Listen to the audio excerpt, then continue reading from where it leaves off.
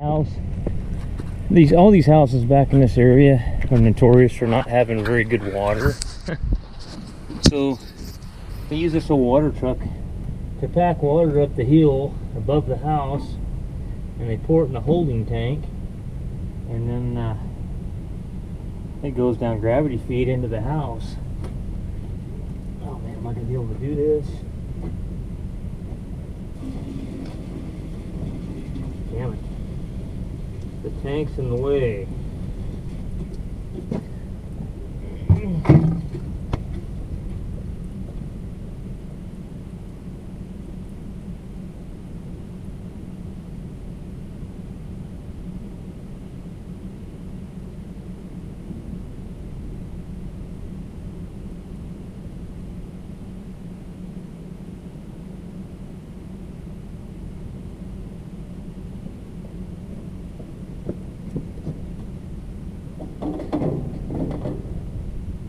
That's gonna help me much either. Kind of a shitty situation here.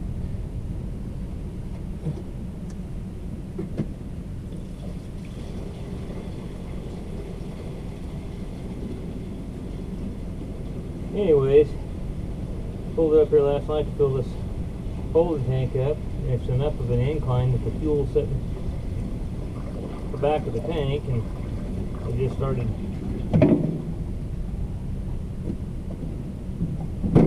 You could just tell when you tried to take off, it was running out of fuel. You could just tell.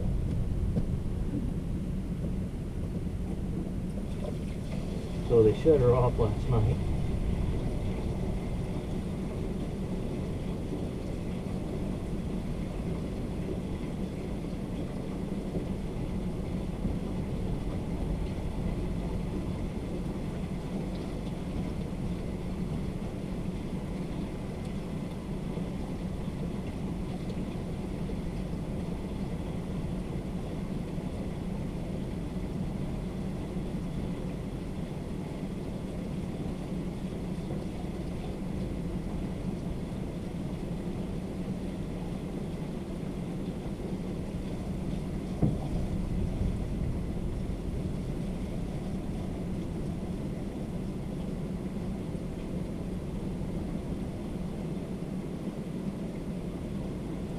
Filter neck needs to be at the front of the tank where there's no water tank in the way. I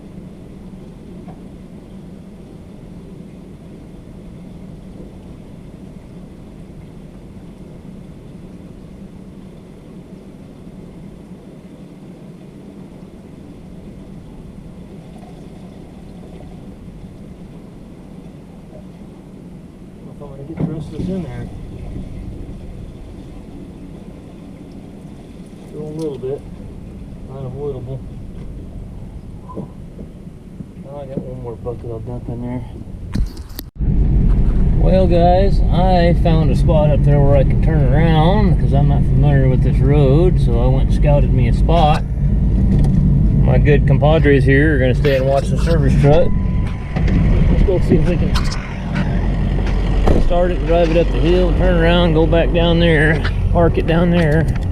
Get it off the road.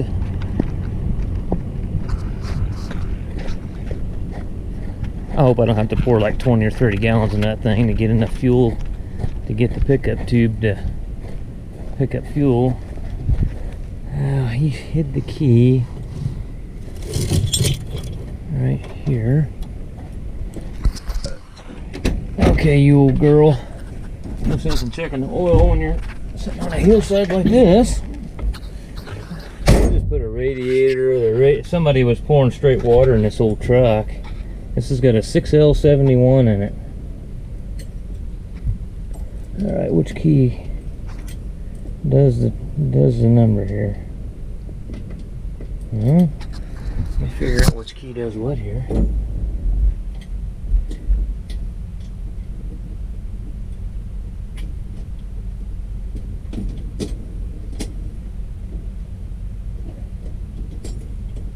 Is there a battery disconnect or?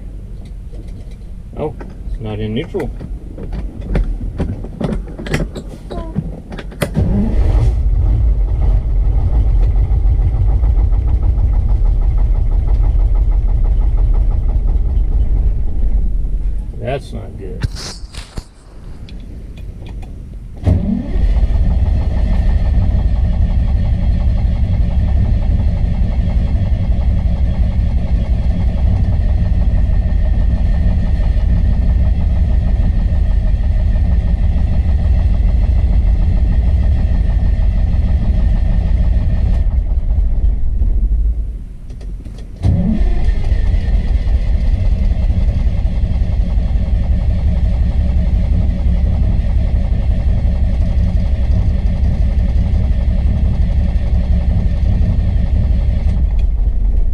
might be in trouble. How do you get out of this son of a bitch? We got this old girl running. Finally had to pour 30 gallons in it to get it. All the little transfer pump runs off the blower drive over there on the right side. I had to bleed it out of the pump and then bleed it up here on top of the filter head. And finally got her running. Oh, I gotta get in this thing bigger. Well, it's an automatic in it. It's on a kind of a dangerous, precarious spot. So I gotta really put her in low. Release the brakes. Alright, here we go.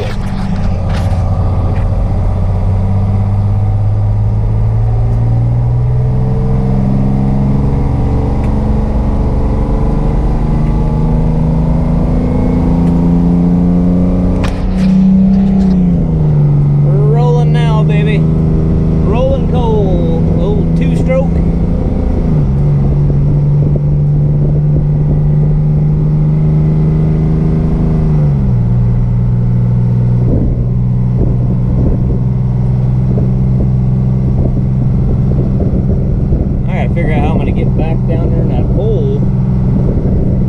I might just back down in there the way the road is. Something just ran over the shoulder of the road there. What the hell is that?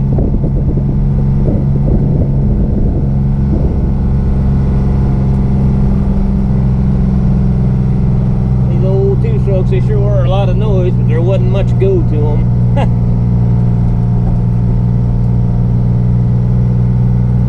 No torque, like a a modern day 4-stroke diesel engine.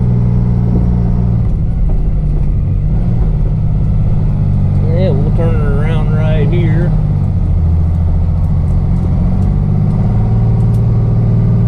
Make about a 6-point turn.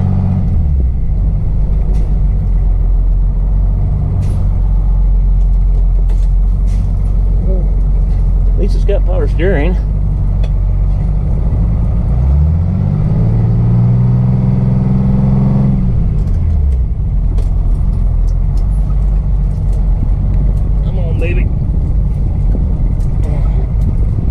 Walking beam suspension on the rear end.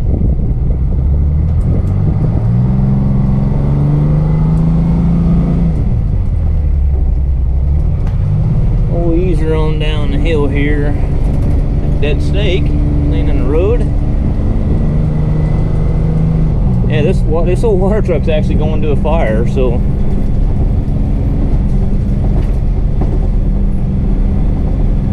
there's a pretty big shortage, so they're just about taking anything. Actually, this old water truck's set in a fire station for years. It's actually in really good shape. It just needs a little maintenance and upkeep.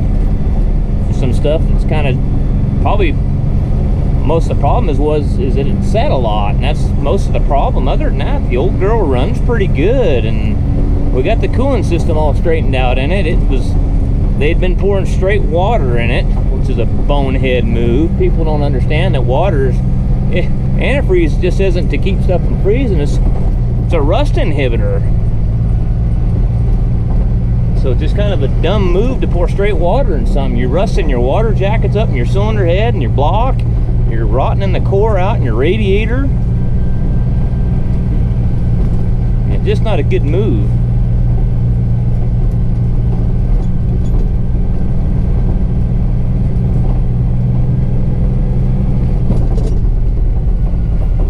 Okay, so I'm going to need 2 hands here. Put this right here, let it bounce around. I'm going to back down in this hole. That's what I'm going to do here. See the camera. Stand up.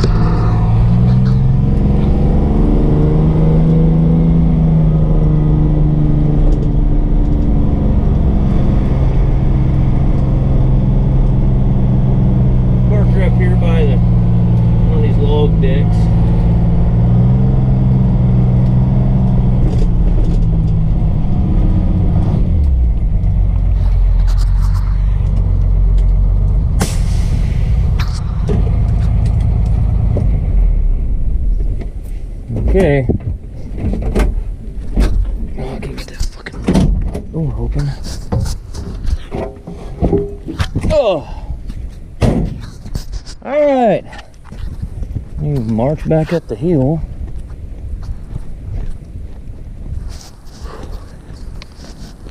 See if I can.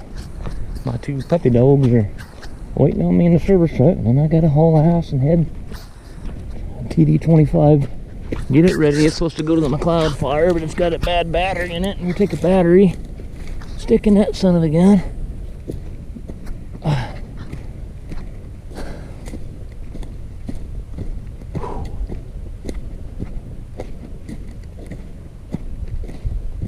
Let's see, let's go up through here, I guess.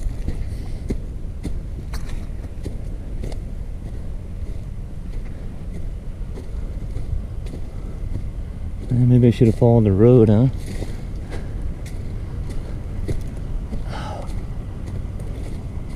People throwing their shit off the road, you know. Oh yeah, that wheel chalk. I gotta grab that wheel chalk and take it back down there. The water truck. Hey guys, how you doing? Duke got into something and damn near got his eye knocked out. Hell of a gouge right by his eye. What the hell he got into? Hi, bud. Come here, buddy. Look out, partner. Let me see your eye. Poor feller, man. Oh, my poor buddy. Okay, let's go get the International going. I finally made it to the TD25G. Where I was actually working on the water truck was in up above on the other side of Wairika, California, back in the woods. And I'm actually in Hornbrook getting this cat, which is about 35 miles north. It's almost to the Oregon border off of I-5. But this cat here is going to the, I call it a cat, but it's actually a Dresser TD25G, which is an international TD25G. But this one's going to the McLeod fire. I keep calling it the McLeod fire. It's actually not the McLeod fire. It's the, from what I'm understanding, the lowboy driver says that the way that we've got to get in there is through McLeod, so that's why I keep calling it the McLeod fire. It's called the Hertz fire. It's down by Lakehead, California. We got to go up and through McLeod. If you've ever been to McLeod off the Highway 89, it's back in the middle of nowhere in the woods. And if you guys are ever curious, look up the Hertz property. HURTS, I think. I don't have my phone handy with me here. I could look it up. But he was a big-time newspaper guy in New York in the 1920s, and was a multi-millionaire. And this is called the Hertz Mansion. But this road that we're going to be taking to take the cat through, when I'll be following the lowboy back into the fire after I get on the road, get the road grader fixed to go back in there too, because there'll be another lowboy picking it up. But we're going to be going past the Hertz property, but the actual fire is called the Hertz. I got kind of confused because he told me it's the Hertz fire, and I'm thinking, well, the Hertz property, because it's right by the McLeod Reservoir, and I was thinking, well, I know where that's at. Well, no, he says, no, it's not that Hertz, it's a Hertz, like H-I-R-Z, it's down by Lakehead. He said, but we have to go past the Hertz property, which is a different Hertz. I'm going, what the hell, you're confusing me here. Anyway, but I got this, I got the water truck fixed, drove 35 miles north, got the, let's see here, as you'll notice, you can see that in the front side of the cat over there on the hillside. See that that's all burnt. This was what they called the Klamathon fire. It was in Hornbrook, California, not very long ago. This is the one where the neighbor right next to this guy, the dumb shit, he was from San Diego, and he was up here. He bought the place, or was house sitting for these people or something. And he had gotten McDonald's or something somewhere, or some fast food sack of garbage, and decided to just go out in the brush out here and burn it. And he caught the whole country on fire, and ended up killing a person and burnt down 80 different structures. And so I don't know what happened to the guy. I talked to my buddy here, the guy I'm working for right now, and he said, I think he's in jail.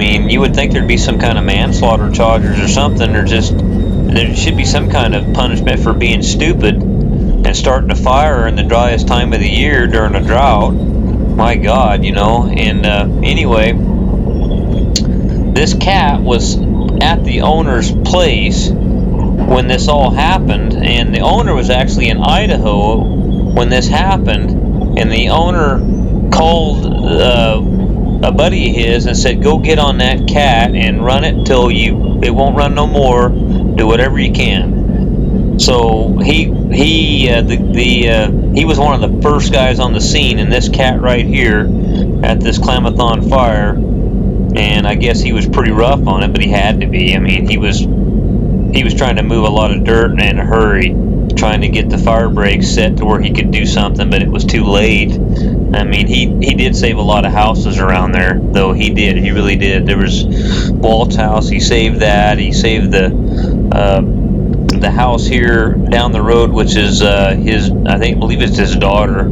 It's right behind my service truck here. But that fire, where you see the lowboy truck and the lowboy trailer I'm going to right now, the Klamath River's right down there, and they say there was so much fuel in that manzanita brush down there. They say that fire, he said it was the damnedest thing he ever saw. I talked to the guy that was actually on that machine, and he said he sat there and watched, and he said that son of a gun just kept growing, and he said it just stood up and it just laid over. He said it was the damnedest thing he ever saw. It just laid over and went and jumped right over to the other side of the river. He said he'd never seen nothing like that in his life. And he said then it went on across into Hornbrook and went clear down into Oregon before they ever got it out. And once it got into Hornbrook, around in this area where we're at right now, there's a lot of pine trees and juniper trees, and there's a whole lot more fuel to burn. But once it got into Hornbrook, it was more of like a prairie grass fire. There's not a whole lot of trees in the Hornbrook area, and there's a lot of grass and dried up brush and stuff like that, which especially when the wind gets to blowing, and it seems like the fire and the wind, seems like when you get a fire, that's when always the goddamn wind starts blowing. Like the car fire, the truck driver that's here right now that we're loading, I got to bullshitting with him, and he was hauling equipment into the car fire down in Redding, and I guess I didn't go down to that one. I guess that was a crazy fire. I guess guys that have been doing this for a long time and been to a million fires, they said that they've never seen one like that and seen one move like that and move that fast. And they said that usually when you're like running a cat or something, you can usually get a little bit ahead of the fire and be okay. They said you couldn't get ahead of this one. They said it was on top of you and like nothing. But this year, every year though, here in the last few years, it seems like it's been getting worse and worse, the fires. But I know I won't be politically correct in this, but I think fire is just a natural thing, and for a long time I think that not being able to log and stuff in the woods and manage the forest the way it ought to be managed and keep the brush down. Years ago, I know a lot of loggers, and I grew up around loggers, and back in the 70s and 80s. Now, I don't agree with the clear-cut logging practices and stuff like that. I think there has to be some kind of,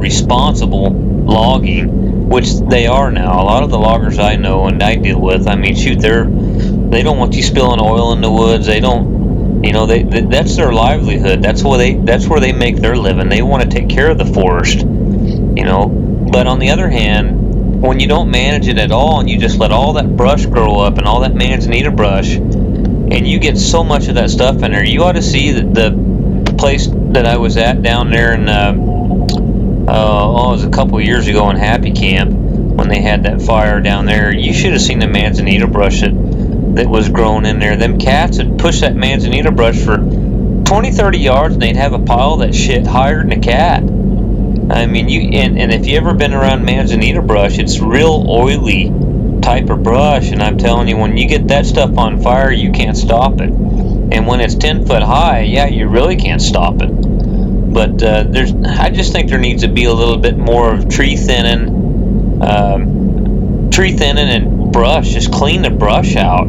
to where there's not so much fuel. You know, I had an old Indian here the other day that told me that, you know, he said he heard stories from his grandpa when, you know, when the settlers came, that's what the Indians did, is they went around and they set stuff on fire in the woods for generations just to keep it under control, because they were smart enough to know that if they just let it go and just let it all go, then if you did get a fire, it was going to be a disaster. But, you know, it seems like a lot of that common sense has escaped us these days. We're smarter than everybody else is. We're going to let everything go natural, you know. But there I go on one of my rants again. Anyway, I finally got the cat loaded on the low boy, and I'm going to actually get out here. Well, it took a little bit to get it situated where he wanted it. I had to curl the rippers in and set them in the right spot and get the blade set on the right spot on the tongue. That's actually a lowboy trailer where the tongue separates from the bed. But he asked me when he came up, he says, "Do you got balls big as?" He asked me if I had balls big as something. He says, I couldn't quite understand what he said, but I said, "Yeah, I do." And he goes, "Okay, well, I'm just going to put the ramps down. You can drive it on." I said, "Oh hell, I can drive it on that. That ain't that big of a deal." But some guys are a little bit scared when they drive them up ramps, and you know, the nose of the cat's sticking way up in the air, and they feel like they're going to go over center. I just lower my blade and kind of get things leveled out, but it wasn't that big of a deal. But yeah, I figured I'd do a little voiceover on this part here while I had the camera sitting here on the dash of the pickup, because I knew if I put it in the cat with me, it was just going to fall over on the floor or whatever, because you know how rough a cat rides.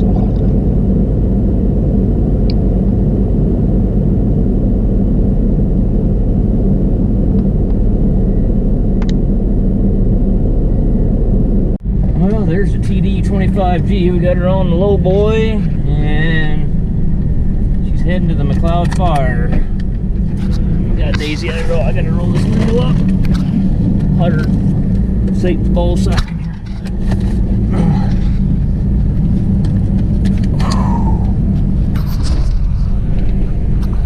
Making the mechanic drive the cat on the low boy.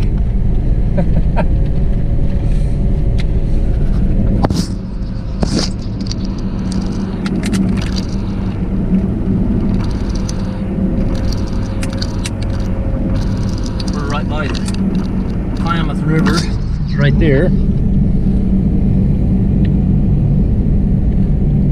I had to come put 2 batteries and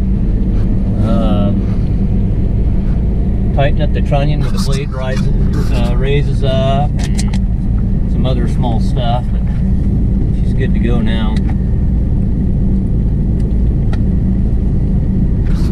Pretty out there, isn't it? That dozer there weighs about 72,000 pounds.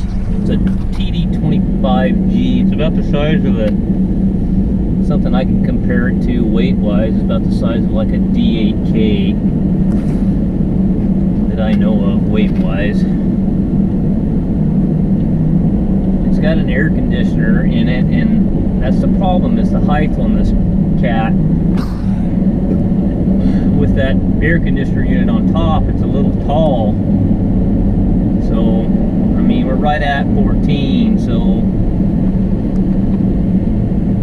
the guy has to really watch his height stuff when he's going into bridges and stuff. Or here, things can turn into a disaster. But this is another one.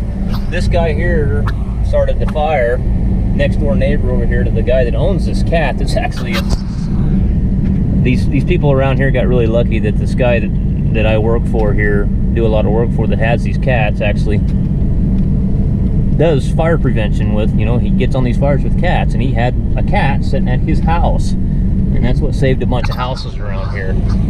But this guy over here somewhere, this neighbor, I guess, is from San Diego and moved up here and was burning a bag of McDonald's trash.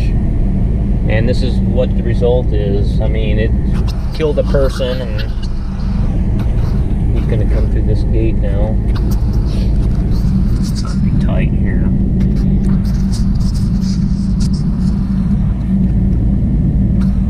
See if the blade hits the dam.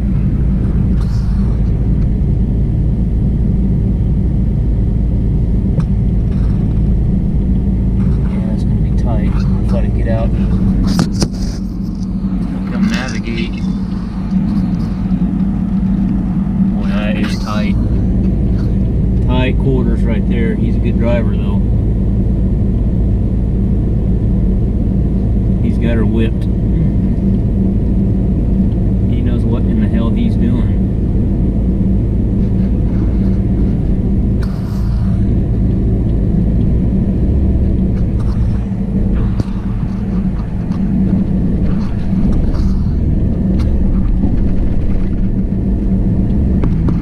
Said he just hauled their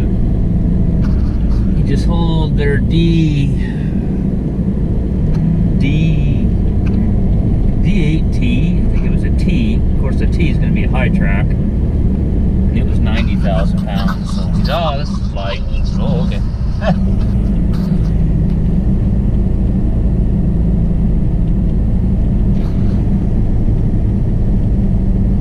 Yeah, look at all the burnt. It came clear down here and jumped the river, and then went on into Hornbrook into town, and it went clear into Oregon. Killed 1 or 2 people, burned down like 80 structures. So the guy is probably going to jail for, I don't know, manslaughter, I don't know. I mean, just stupidity. It's drier than hell right now. You don't burn shit outside. I mean, come on now. What the hell's the matter with you? A couple years ago, there was a guy up in Klamath that was running around setting people's shit on fire and trying to start these fires, and they caught him finally. But what, you just can't imagine what the hell's the matter with people doing stuff like that. What goes through their mind? Why would you want to burn everybody's property and kill people, and people lose their livelihoods, things that they've worked for their whole lives? Just unbelievable.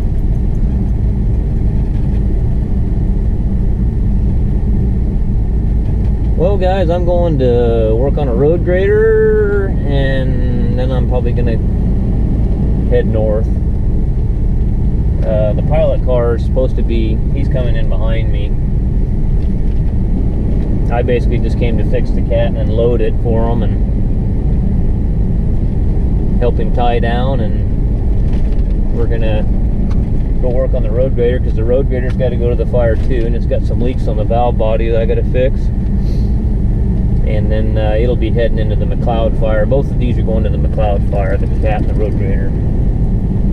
So I hope he passes his inspection. You know, they have an inspection when they go to these fires, and his grousers are getting worn down pretty good. So it depends on how bad they need a piece of equipment. You know, it's whether the inspector will let it go or not. But they're getting down there pretty good. I think the spec is 1.5 inches, and they're probably a little bit below it.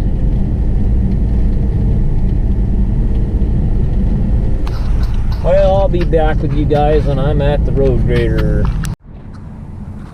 Well, here we are by the 720A Champion road grader. It's got to go to the fire too. Had a little air in the hydraulic system for the clutch master and slave cylinder. I think I got most of it bled out. And when you take them to them fires, they don't like leaks like that's on that valve block right there. They don't like that. But it's 5 o'clock in the evening, and me and Duke and Daisy have been going so hard we haven't eaten nothing. Hey, buddy. Sure feel bad when his eyes all beat up like that. This is a Forest Service or Cal Fire. What is this fucking thing? Cal Fire Line lunch ham. What else has they got in here for us? They got some peanuts, guys. Doritos. There's all kinds of shit in here, isn't there?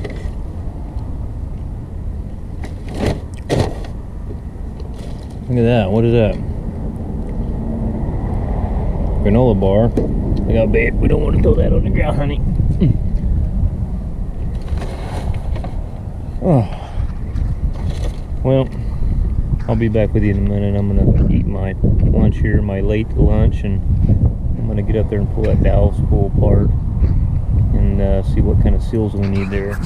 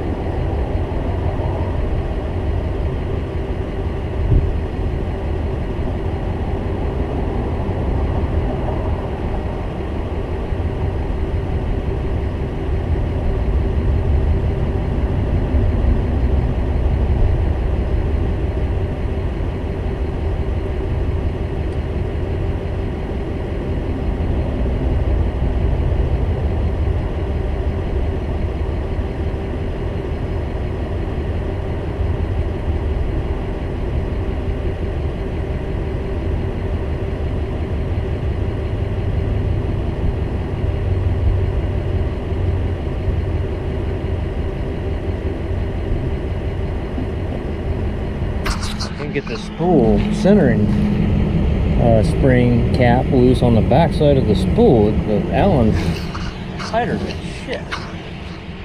Well, change this front one. See what it does then. Seals on that valve block. I sent the pictures to my buddy there at C2 Hydraulics. He's going to get me a seal kit for it. But on this steering column, I got to tearing this apart and I got to looking at everything in here is run off a sending unit, even the clutch pressure gauge and everything.